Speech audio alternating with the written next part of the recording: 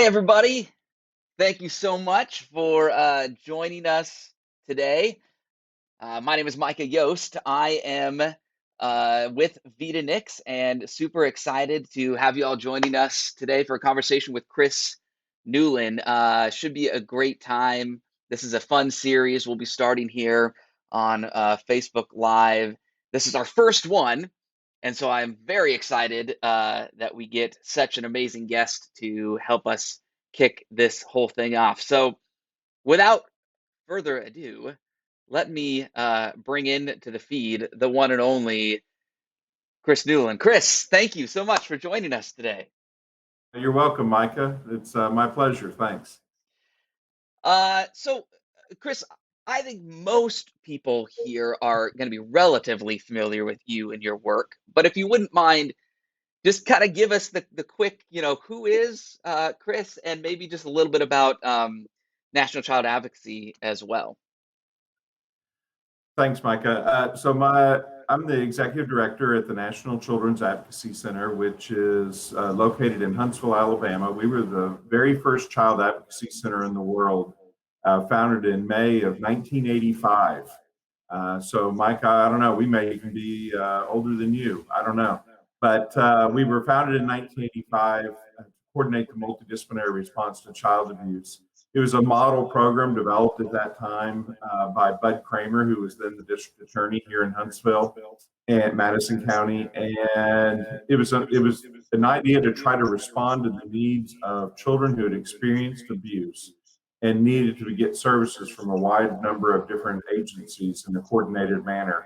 It wasn't happening before, and what unfortunately kids are being re-victimized by a system that should have been there to help them.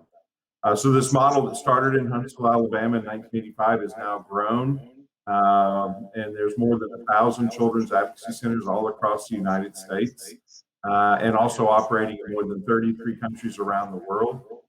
Our programs either named a child advocacy center or very similar to the services of a CAC. So it really has revolutionized our nation's response to child abuse. And at our center, we're a functioning child advocacy center, but we also do a tremendous amount of training and technical assistance for professionals who are working in this area. And one of the many things that you do is the symposium that you have coming up. I think next week. Is that right? Yeah, it actually starts a week from today is our 37th International Symposium on Child Abuse, which we're hosting virtually, obviously, this year. Last year was a tough year, Micah. If you all remember, right at about a year ago is when we were looking down the barrel of this thing. And, we had to, about 2.5 weeks ahead of time, cancel our symposium last year, seeing what was coming. And so that was really difficult. It was the first year in 36 years we weren't able to host our symposium. Wow. So that was tough, but we're going to do it virtually this year. And then next year, we're going to be back in person. Yes. Yes. In fact, I just signed up today to go volunteer at a COVID vaccine clinic, and then I get the vaccine if I go volunteer. And I was all in for that. Yes, I am ready to move on. I saw this morning that Yo-Yo Ma was getting his vaccine. In the 15 minutes they make you wait after getting his vaccine, he pulled out his cello and performed for everybody there at the vaccination place. So, hey, I was able to get a Johnson & Johnson shot last week, and so I'm good. happy as a client. Yeah, if we could only all be so lucky as to have Yo-Yo Ma happen to be at our vaccine center, right? That would be not Sure, horrible. just like, oh, by the way, I got a vaccine and a private concert with Yo-Yo Ma. I did play a little clarinet in high school, so maybe I'll bring mine with me. People might Or want. maybe you can take a recorder when you go down there. People probably really appreciate you pumping out Mary Had a Little Lamb on your recorder when you're there. I think they would. I really think they would. Yeah, yeah. Well, hey, there's a lot going on in the world of child advocacy right now, as you mentioned. The world is changing with COVID, as well as many other issues that I'd love to kind of talk to you about a little bit. But might as well start with the big elephant in the room, COVID. Um, as we mentioned there, the good news is the vaccine is out. More and more people are getting it. Hopefully, that means over the coming months, things will start to go back, if you will, to some semblance of what we had before. But there's probably also some things that are gonna stick, some changes maybe that are gonna stick.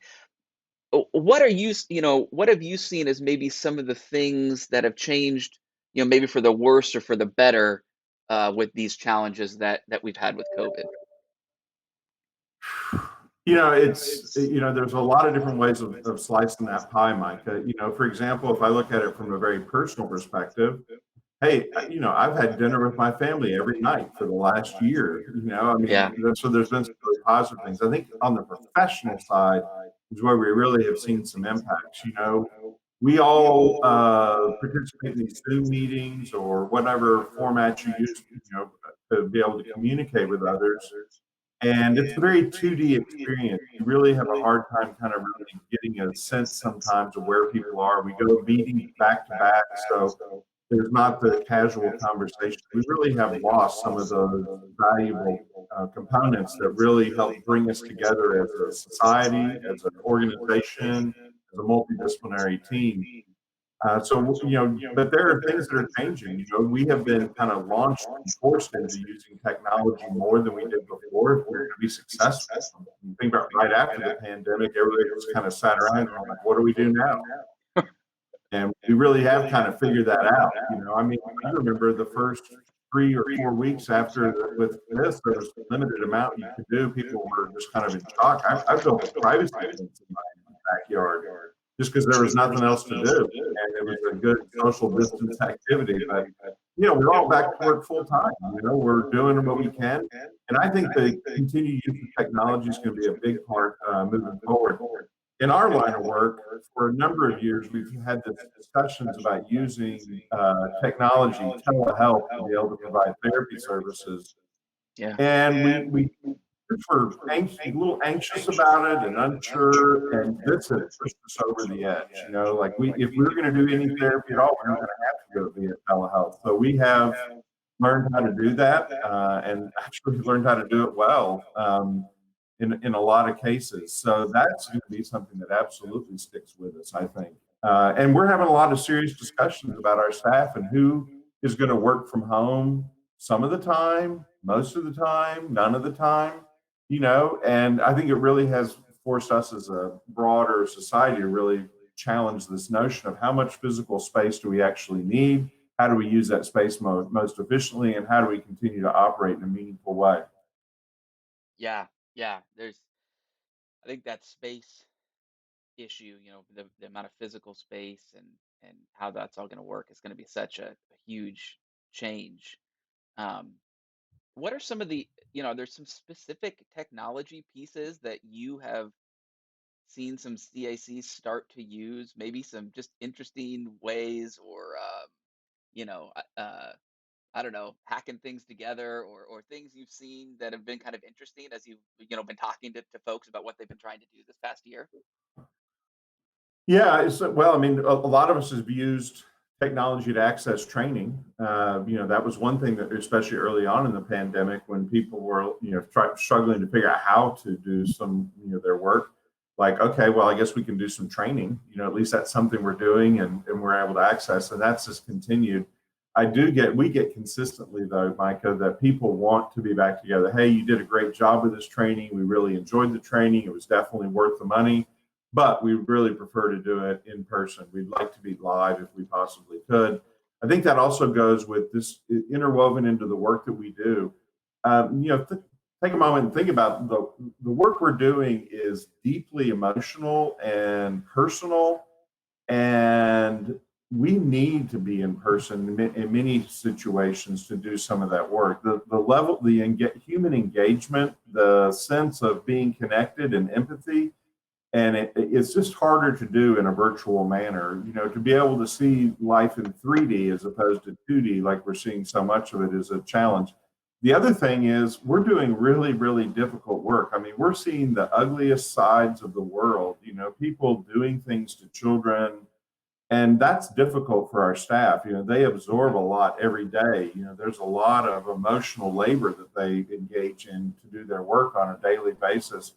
and being able to be with their peers, their colleagues in a more impactful way than being virtual, which feels a little, stilted still, that's going to be really important for us. So, you know, we've Yeah. we've seen doing interviews and but you can't do a medical exam virtually very well, not about Right. child abuse. And for young kids or kids who are highly traumatized, sometimes like try a child who's suicidal, you just really sometimes need to be in person. So our staff have all had access to the vaccine, and hopefully we will be able to even expand what we're doing currently. But we're still providing services, interviews, medical exams. Those things can't stop. We just Right. can't do that. We got to be safe, and fortunately, we've had no transmission of any virus at our center from providing services, but we have had to screen people out and say, "I'm sorry, you can't come in. Yeah. You're running a fever," which just kills our staff because they're like, we need to provide services, but we also Right. have to be really smart. One of the things you mentioned there as you were talking was just, some of the difficult work that this can be, as you're hearing these kids' stories and trying to, dig through and help them deal with the trauma and all these kinds of things. And one of the issues that, you and I had just briefly touched on when we were talking earlier was this idea of secondary traumatic stress. And I wonder if you could just talk a little bit about what that is and maybe, some of the things happening with that in child advocacy right now.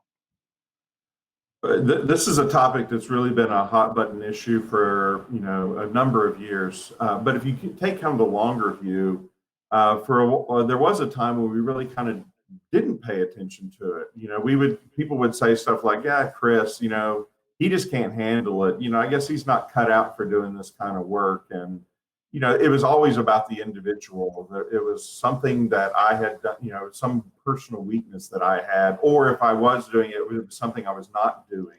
So either I didn't have the right stuff or I wasn't doing the right things to be able to do this work. And the reality is, I think you got to look at what we expose people to on a daily basis, which is case after case after case of people, kids being victimized by other individuals and having a lot of emotion around that. That is really challenging work. And I would, suggest it may be some of the most challenging work. We just had that constant exposure, and it is exhausting. It is there's just a lot of emotional fatigue that comes with that. And we've been talking about this for a while. That for a number of years, that this really is a issue that's impacting our field. Some people would come into the field, they work for a little while, and then they just get so worn out from what they've been exposed to, they just have to leave and go do something else. So just when we start to get them to be good, they're done and they're out. Like, the notion that we, a lot of times is used is, you have to acknowledge that exposure to this kind of content is going to impact us. It's kind of like if you go out in the rain, you're going to get wet. Yeah. Now, you can do some things to try to protect yourself. You could wear galoshes and a raincoat and an umbrella, all that stuff, but you're still going to get wet somewhat, right? You're not going to be completely dry just because you're having some exposure. So we have to do those things. We have to be providing as an organization. How do we help protect our folks? How do we talk about this? How are we sensitive to the needs of our staff so that they can continue doing this important work? That has really continued to expand during the pandemic because we've lost some of that social connectedness that was so important, that sense of being part of a team. I mean, are Yeah. you really part of a team if you're all virtual? Like, I don't Right. even know, Micah, if you have legs, right? I mean, I don't know much about you. I can see you from here up, Yep. and that's how all of our relationships have become. I don't know, or you might be 7'6" for all we know, watching this, or who knows? But Yeah. we just have lost some of that connectedness. It's so important, especially in our area of work. Yeah, we've been all virtual here at VitaNix as well, and you're right. I mean, there's so many things that technology can enable now, which is great. You know, communication, we can kind of keep that going, and through all chats and sharing files and all those things. But man, there's something about just, being in person. It's just different. I don't know. I'm not an expert on it, but I just, there just seems to be certain things that I don't know that technology will ever be able to fully replace about in person connection and building that community around each other. And man, especially when you're doing the type of work that you're doing, and your staff and advocacy centers around the country, just seems like we're going to need that camaraderie, that community. Yeah, I would agree completely. And the other thing we've lost is we all do these meetings, and everybody has experienced kind of, the technology fatigue or whatever. And what we have not done is really, the small things that, it's that conversation before the meeting gets started. It's the conversation after the meeting ends before you do your next thing. We're like locked into like doing these meeting after meeting after meeting. And we've gotten rid of a lot of the small talk, of more of the social engagement kinds of activities, seeing people in the hallway, at the water cooler, in the copy room, all those small intangible things. It's almost like, all those add up. And after a year, they add up to a pretty sizable impact on an organizational culture, which in doing our work is so incredibly important to have a really healthy organizational culture, because we know that we're exposing people to toxic content on a regular basis. And this is different than burnout. Burnout is something that happens for people who just Mm, get tired of their job, mm, right? Like if I were, doing some repetitive activity, that gets boring, and it gets, I get a degree of just not liking it anymore. It's not exciting. It's not interesting. This is different. Secondary traumatic stress, can have some components of burnout, but it's really that you're being exposed to really, really difficult things. And, that exposure really can start to have an impact on you. Everybody's going to be exposed, but, we have to worry about situations where people start to be functionally impaired by what they've been exposed to. yeah, yeah, so true. If we kind of flip the It happens with firefighters. It happens with, other people who, see terrible things. It's not just us, police, medical professionals, they are regularly exposed to challenging circumstances. In ours though, it's kids, it's trauma, it's pain and, fear. And so I mean it's tough work. yeah. And it really calls, a lot of special people. I mean, the colleagues I work with are, you know, phenomenal, phenomenal people all over this country and world. I mean, child advocacy really falls into that same bucket of kind of that first responder, that you might get with firefighters and police. I mean, in the sense of hearing some of these things for the first time, being the first to experience with potentially this child what's happening, and really seeing trauma. And though it might not be a lot of physical trauma, it's that I assume could have that same type of effect, like as you said, that maybe a firefighter, a police officer, or a medic might have as well, seeing a different type of trauma. Yeah, I mean, first off, I want to acknowledge the work that first responders do when they show up on a crisis scene, and I mean, they are clearly the tip of the spear, and for a lot of this work. But I would say that it's the challenge for us. It's not that some of our case, sometimes there's a firefighter who has a slow shift, right, and they don't really have a lot of stuff. So they have some kind of down periods. But ours is just a steady, consistent diet of kids who, where there's allegations of abuse and, oftentimes trauma. So it's that toxic, exposure on a chronic basis. Where it's just every day, day after day, and that recalls really special people to work in that environment. So Expanding a little bit on this these difficult conversations, this trauma that's happening. One of the issues that we had brought up a bit earlier was polyvictimization. And this is kind of one of those trending, if you will, topics, words. I wonder if you could just talk a little bit about what that is, what that means, and some of the things that are happening around that right now. yeah, and this now is focusing more on the clients we work with. Right. That oftentimes people think about child abuse and they think about just maybe a single incident, or just one type of abuse that the child may have experienced. And the reality is, we know from the longstanding research on adverse childhood experiences that look actually more than it's common for kids to experience victimization. About 2/3 of individuals before the age of 18 will experience at least what we call one adverse childhood experience. And unfortunately, kids oftentimes are exposed to more than one thing.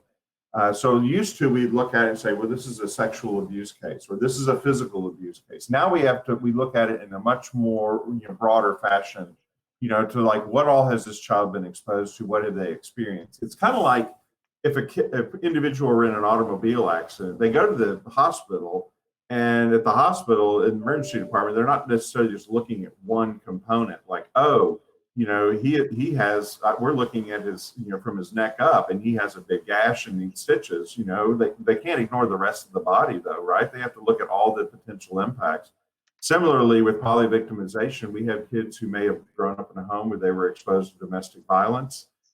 They were sexually abused, or they may have experienced physical abuse too.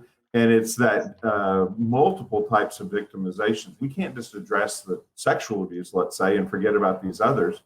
A lot of people may be surprised, but early in my career, I was working with a young girl who'd been, her father had a significant substance abuse history, had never really been very involved in her life, and was trying to get things together and spend a little time with her. And during one of those times, he got very intoxicated and he touched her in a sexual way. And the concern is that was really potentially a traumatic event, and how she was dealing with it. And working with her in therapy, as she was developing an eating disorder, Micah, the issue came out that was something that was bad, but she had a context. He had never really been a good dad, so it shouldn't be a surprise that he maybe did something he shouldn't have. But a way bigger issue for her was the domestic violence that was going on in her home with her mother and her stepfather. That being exposed to that and seeing that on a regular basis in the home that she was living was a far greater issue for this young lady. I mean, both were issues, but as far as in terms of impacts on her and her daily functioning, that was a much bigger issue. So we have to work in all these different areas, with kids. And if you look at the kids that we see, on average, they've experienced 6 different types of victimization in their lifetime by the time we see them. Wow. Wow. Uh, Eva Micah, we're Roberts. just bringing everybody down with all this, aren't we? Like we're not talking about the success, Well, right. So maybe we should put a little positive stuff in here too, right? That's right. That's right. Yeah. Um, so, uh, Eva Roberts in the chat was asking, what are some of the pressing legal and policy issues that are happening right now in child advocacy? Could you talk about that just a little bit? Um, you said legal issues, and what was that? You broke up Policy for just a second. or legal issues that are Policy. kind of happening right now? Yeah, there's a huge issue right now going on, and actually, it's supposed to be in the House of Representatives this week on their suspension calendar. Is the Victims of Crime Act. Now, for people who don't know what the Victims of Crime Act is federal legislation that basically any company who is or an individual who's convicted of a federal crime has to pay a fine, has a penalty for any that involve the federal government. That money then goes into what's called the Crime Victims Fund. And the Crime Victims Fund has billions and billions of dollars in it, or has in the past. But more recently, we've seen the revenue collections decline, drastically. And what we've seen is a reduction in funding that is coming out of that Crime Victims Fund. Again, this is not taxpayer dollars. This is not, the federal government necessarily money. It's money that individuals who have been fined or had previously reached settlements. There were some changes a few years ago that allowed some of that money to, instead of going to the Crime Victims Fund, to go into the U.S. Treasury. And what meant is the fund dropped down. And what we're looking at, if there's not a fix, is next year we're probably going to see declines in funding of about 50%. So where does that funding go? This Crime Victims Fund is monitored by the Congress, and they release a certain amount. That money then goes back to states based on a formula grant, and it's used to pay for crime victim services. So it's a beautiful setup in the sense that people who did wrong pay money in. That money then is used to help support the individuals who experience victimization. So we're talking homicide survivors, sexual assault, domestic violence, child abuse. Those programs are under the gun if there's not a fix, lose about 50% of the federal funding that they were receiving. And that's going to have a massive impact on victim services across the board, not just child advocacy centers. So there's a bill right now. It's a bipartisan bill, bicameral bill. So there's Senate sponsors, House sponsors, Republican, Democrat. This is not a partisan issue. We got all kinds of partisan issues, but this is actually something where they are going to legislatively fix and not allow any kind of pre-court hearing diversions or settlements to be diverted away. If it was supposed to go to the Crime Victims Fund and would have, if there had actually gone to court, then it will still go in there and kind of build that fund back up. That's a huge issue right now. We've got to have this fixed. If not, literally, we're looking at hundreds of thousands of crime victims that are going to not be able to have access to services that they deserve if this funding is not taken care of. So it's, again, not raising any taxes. It's just making sure that the money that's intended to go into the Crime Victims Fund actually gets there. Yeah, it's so Huge important. policy issue. And if anybody's listening and they reach out to their senators and representatives, it's called the VOCA Fix. It's kind of the short title for it. You could just shoot them a message, give them a call, and let them know that you support this. It's gotten wide. When do you see Lindsey Graham and Dick Durbin, have their names on the same bill? Right. Not often, right? But this is common ground. And that's what I think we need our leaders to do, is to find common ground on issues that make sense. This is apple pie as apple pie can get. Let's just Yeah, do it I right and get it done. couldn't agree more. I've reached out to all my representatives, and if anybody's, like you said, is listening, VOCA, VOCA, reach out to your representatives and just mention that VOCA funding, and hopefully they'll get that on their radar. Hey, as we come to the end of our conversation, Erin had a great question in the chat. She just said, where's the hope? Where's the hope in this in what you do?" So Thank you, we go Aaron. out on a That's high it. note. Talk about Yeah, that a yeah, little yeah. bit, That's Chris. so everybody, we focus on, oh, this is such difficult work. It's so challenging. Polyvictimization, secondary traumatic stress. Like, golly, Chris, you sure make it sound like it's not very good. And there's a reason that people a lot of times will come to us, Micah, and they'll say stuff like, I don't see how you do the work you do. I can never do that. And that's because they realize it's really hard work. And they also focus on the tragedy of the experience, what it is that happened to kids. The difference with us is that I think what we really focus on is the triumph, the overcoming. It's, we see these kids come in with really tough situations at first, and we see them when they're graduating from therapy, they're happy, they're productive, they are, they have their life back. This is not a death sentence for anybody. This is, bad things happen, and we have models of intervention that work. Kids get better. And who doesn't like a story of overcoming, right? And that's what we see every day. We've had kids that literally have graduated from therapy and it was all done online. They came in for a forensic interview and a medical exam. All their therapy's been online, and they've gone on to graduate from therapy, and they're happy and they're productive and they're successful. That's what we see. And if you ever want to be inspired, see that story about this child overcoming. I just got stories out the yazoo about of kids and families that they were in their darkest time, and literally this sense of overcoming. Here's the bottom line, Micah. We have this model. It works. It's all over the U.S. It's helping kids all over our country get better when they've experienced Right. trauma. It is something that everybody should feel good about and want to be supportive of.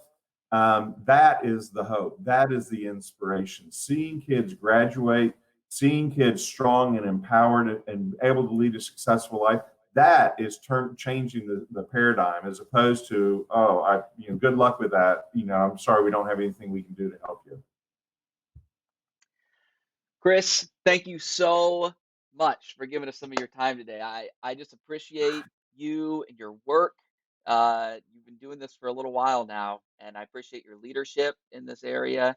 And we hit on some uh, tough but interesting things today. But man, I just appreciate you ended on the hope too, because you're right, right? Like there's just so many amazing stories of healing and justice that come out of this too. And I just I mean, think it's that's revolutionized our nation's response to child abuse. Child sexual abuse is down about 50% over the last 20 years. We're making progress.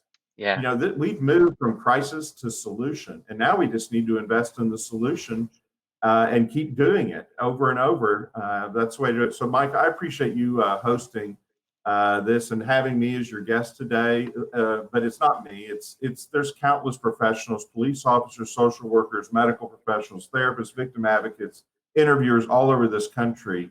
I hope I represented them and their work in a reasonable way today because they're incredible colleagues, and everything we do as a team. And if anybody watching today, if you enjoyed this discussion, these type of topics, you enjoyed hearing these types of things, we put a link in the chat to the symposium. Go register. It's next week, and there'll be this type of conversation and much more happening there. So, Chris, thank you again. I appreciate it, and look forward to talking with you more in the near future. I'd love to come back anytime you want me, Micah. It was great. Good All right. fun. You take Enjoy care, your week. sir.